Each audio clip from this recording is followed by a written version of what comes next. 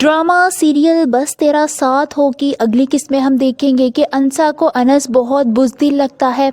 वो अपनी दोस्त को कहती है कि इतना बुज़दिल लड़का मैंने आज तक नहीं देखा।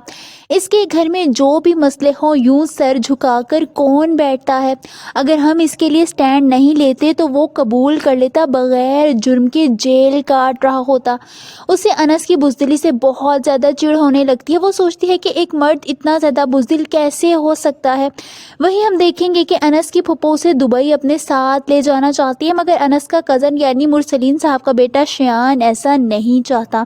वो अपने दोस्त से कहता है कि मैं चाहता हूं कि अनस का दुबई का वीज़ा रिजेक्ट हो जाए। वहीं हम देखेंगे कि अंसा के भाई आरफ को अब समझ आ गया है कि अंसा से प्यार से मतलब निकलवाना है। वो अपनी बीवी से कहता है कि बिफरी हुई गाय से भी प्यार से हाथ फेर कर मतलब निकलवाया जाता है, जिस पर उसकी बीवी कहती है कि वो गाय होती है, ये आपकी बहन है और ये शेरनी है। वहीं हम देखेंगे कि शियान अनस के रास्ते में आकर खड़ा हो जाता है और एक बार फिर उसका मजाक उड़ाने लगता है। वो उसे कहता है कि कितना अच्छा लग रहा है ना, लड़कियां आगे पीछे घूम रही होंगी, खास तौर पर वो। जिस पर अनस नादानी से कहता है कि वो कौन। वहीं हम देखेंगे कि आरफ कोई नई चाल चलता है। वो अंसा को जान से मारने लगता है।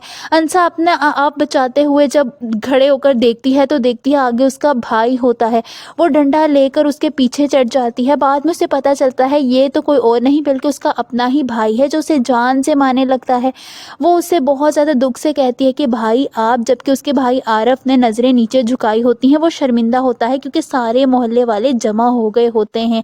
वो सब लोग आरफ पर बहुत ज़्यादा थू थू कर रहे होते हैं। उनको आरफ की ये हरकत बिल्कुल भी पसंद नहीं आती कि कोई भाई इस हद तक कैसे जा सकता है कि वो अपनी ही बहन की जान लेता हो पैसों के लिए।